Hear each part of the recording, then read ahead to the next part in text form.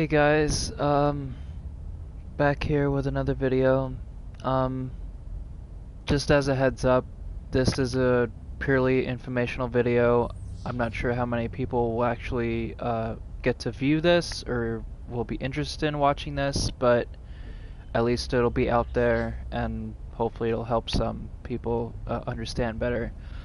Anyway, I wanted to talk about the game's 4 different endings and also debunk the fake ending that I've seen go around YouTube when the game first came out.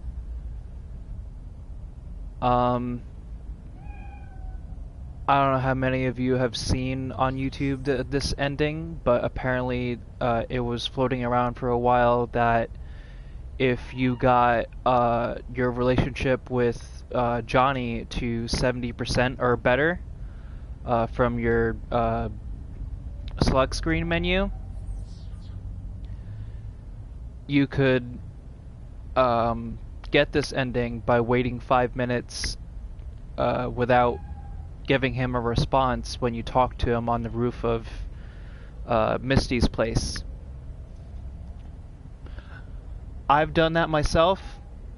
I've tried attempting it, and nothing I did worked. I did everything right, and I'm gonna tell you guys right now that that ending is absolutely fake.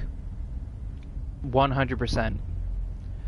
Mainly because even when I did everything correctly, I did all the right prompts with Johnny. I tried to be his friend throughout the entire game story. You can only get his relationship to 60% from that select screen menu. It does not go any higher. Believe me, I have tried. And even after you've done that, and you happen to wait those 5 minutes when you talk to him on that roof, nothing happens. It'll just keeps laying those different choices on what to say to him out for you, and nothing else will happen. Now, there is one ending that I also want to touch base on that I feel not a lot of people know of it or know about it, but there is videos on it, but I still want to talk about it. Anyway, this is the legend ending for that trophy, and this one you have to. This is the same scenario, but this is different. This is the ending that is actually true. You get your relationship with Johnny to 60%. You know, you do all of his side quests, and you know, you help him with Rogue, and you know, get the band back together with him and Carrie.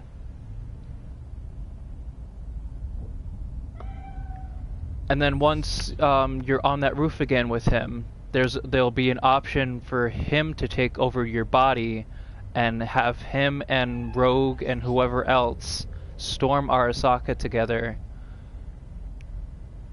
And when it comes down to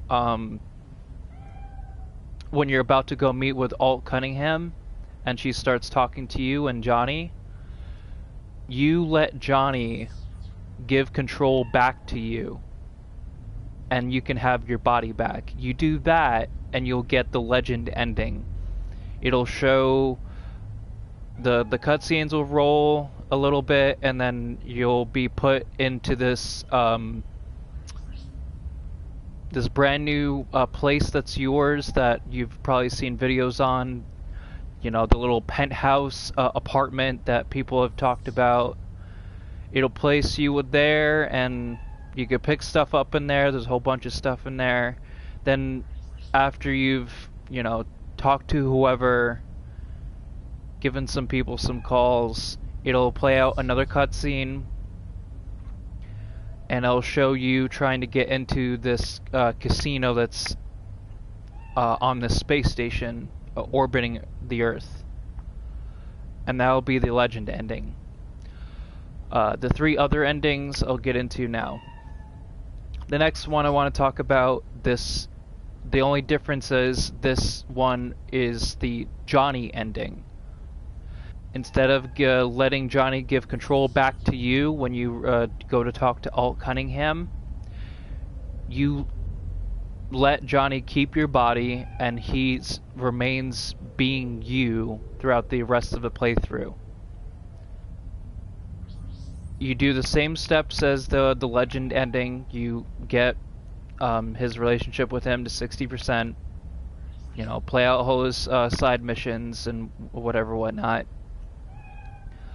And then the next one I want to talk about is the Aldecaldo's ending, and the way you do that is also pretty simple.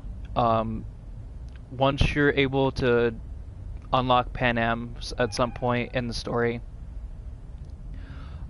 you do all the, you do the main story with her, then you do some other side quests until she gives you a call. When she gives you a call, don't turn down her offer to help her, and you do each and every side quest that involves her. And then once you are up on that roof again, talking with Johnny,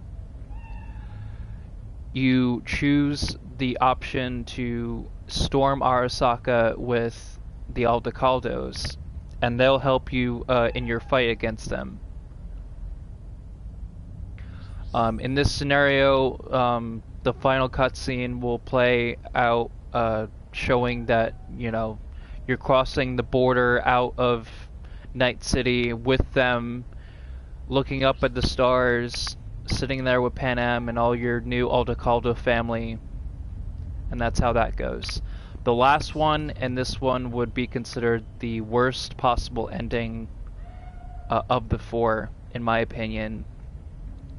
This one, you don't have to do much of anything other than just keep playing the main story mission, and eventually you'll have the option to, side with Arasaka and talk to Hanako. And once you talk to her and you help her with her brother and, storm the place with her, you'll be put into another space station orbiting Earth that is owned by Arasaka. It's a medical facility up in space, and two different cutscenes can play out here. One route for this, and this is for the last trophy. Doesn't matter which route you choose at the end of this, you'll still get the trophy all the same. But one way is that you'd let Arasaka put your mind as a copied engram, which is the worst possible ending. The second worst possible ending is to whoever you're talking to that gives you this alternative, you tell them as a different option you want to return to Earth for the little amount of time that you have left with the cancer that they told you about, and a cutscene will play. It'll show your character looking out towards Earth in orbit, and you let out a big sigh, and that's that ending. So that's all the endings. I hope this helps a few people and, erases some confusion, because even I was confused when I saw that fake ending, and I didn't know why. Wait, no, I do know why that someone would make that video. Either way, that ending is fake. Like I said, don't buy into it.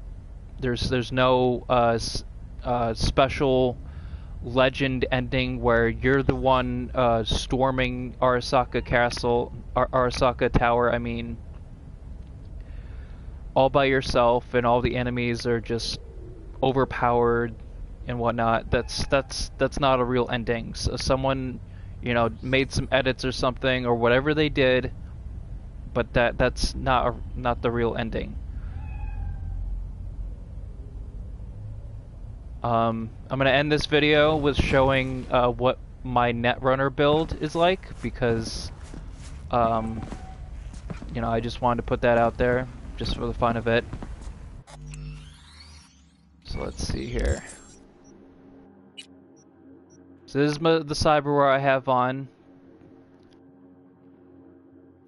Got X-Disk, Visual Cortex, Camilla RAM Manager. You know, just this little stuff here. This one's really helpful. Increases the breach time of breach protocol by 100%. Then we have Pain Editor, Cata Resist, Reflex Tuner, Neofiber, Ground Plating. This is also a bit of a stealth Netrunner build too, by the way. We have the Legendary Optical Camo, Legendary Armor. We have the Lynx Paws, which is also helpful somewhat. The Lynx Paws are helpful, but you barely even notice if they're really doing their job or not, to be honest with you. Then I have Gorilla Arms on, mainly because I use those for the you know, the ring fights where you're using your bare fists and stuff. Then there's this legendary Smart Link that I don't ever use. Then there's this stuff. I love the bionic joints, that definitely helps. And then the cyber deck that I strongly suggest people use for a Netrunner build is the Tetratronic Rippler. Mainly because of its one perk, Ultimate Quick Hats can spread once. And the other part of it being reduces the RAM cost of Ultimate Quick Hacks by 3. That is unbelievably helpful. So here's the quick hacks I mainly use for my build. I have System Reset, which is, in my opinion, one of the best, well, not one of the best, but to me it's the best ultimate quick hack in the game, because if you're trying to play stealthy, this would be the best go-to for that. It's always a guaranteed one-hit kill, as long as you have the right quick hack perks on. And enemies are never alerted when you use this.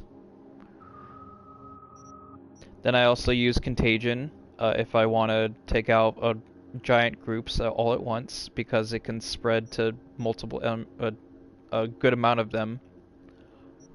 Then I have Detonate Grenade, mainly because I was trying to get the trophy for that. I don't use this one too much, but I have it on there just in case I do. Then we have Suicide, which is also kind of like a System Reset. The enemies aren't alerted to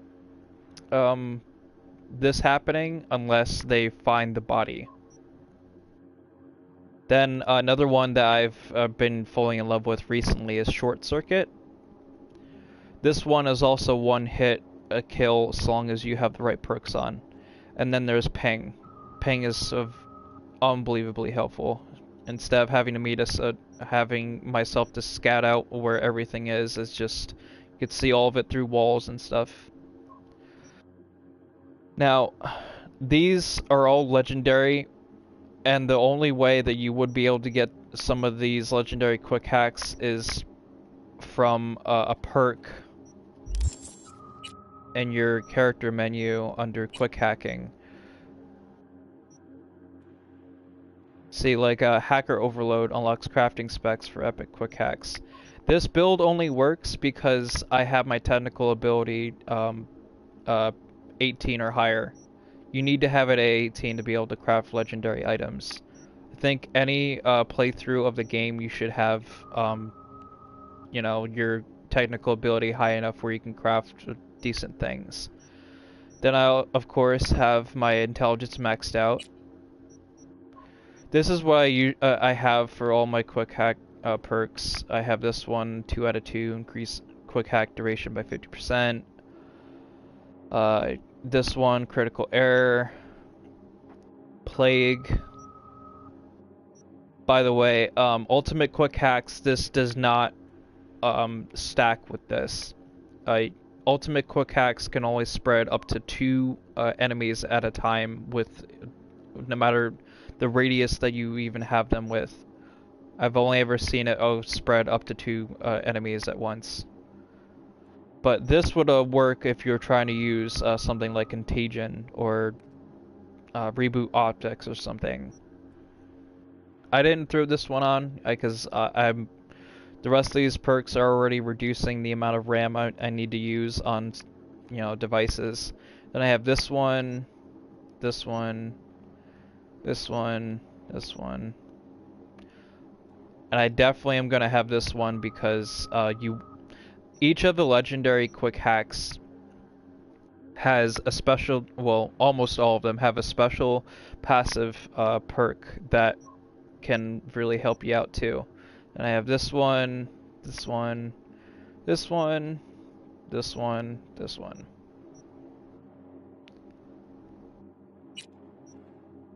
And then I have a bunch of perks put in for Breach Protocol because when I'm about to start a fight with a group of enemies, I always use the Breach Protocol first to reduce their resistances and reduce the RAM cost of all my quick hacks before I start the fight. And then I'll use a ping to ping them all the enemies that are there, and then I'll just go to town with the rest of my quick hacks.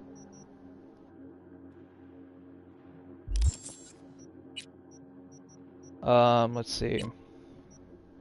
Cyber Psychosis Ultimate Quick Hack is, I want to say in a nutshell, a fun quick hack. I wouldn't use this ever if you're trying to be a sneaky net runner, because 9 times out of 10 that I've seen, once you use this on one of the enemies, it alerts everybody, and if you're playing a side mission or a gig that requires you to be stealthy, you've already pretty much ruined it with this. So I would never use it. If you're not running a sneaky build like I am, you can throw that on, and it definitely will help out a lot. Cripple movement is also another good one if you're fighting enemies that, are dodging a lot of your bullets. Then there's weapon glitch. There's a lot of good quick hacks to use, and it's all really comes down to your playstyle.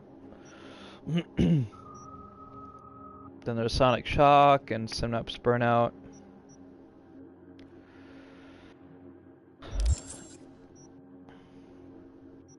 And then for my other parts of the build, I always use Overwatch, the only silent sniper in the game that I've seen.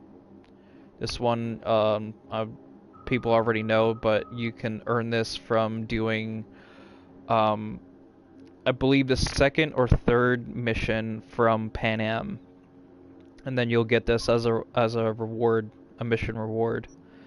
And then I also use the Moron Lab, which is earned from organized crime NCPD scanner activity over in the Biotechnica Flats.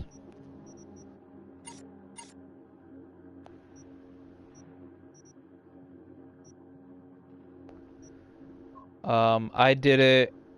Wait, where was it?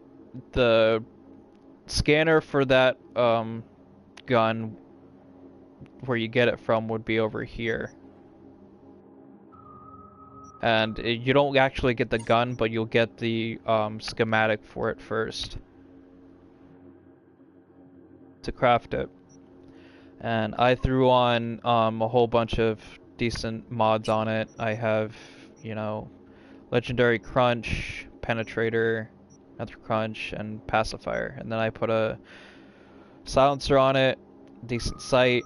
I like using this AR for stealth. I think it's kind of fun. And then we also obviously have a throwable knife, Headhunter, which is my favorite. It's the only legendary iconic knife I've ever seen in the game.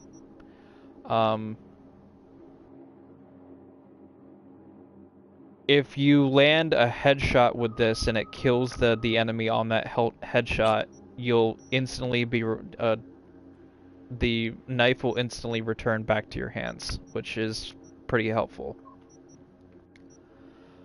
Sometimes I like to swap out the AR for this pistol. This is the one that you earn from picking it up as a part of one of the early on missions for Kang Tao, or was it Kang Tao? Konpeki Plaza was what it was called. You get this from picking it up at Yorinobu's bedside, and you could craft it. It's not a bad pistol for stealth, in my opinion. I like it. And I got all my gear, you know, pretty run-of-the-mill stuff. That'll about do it. Again, hopefully this helps a couple people.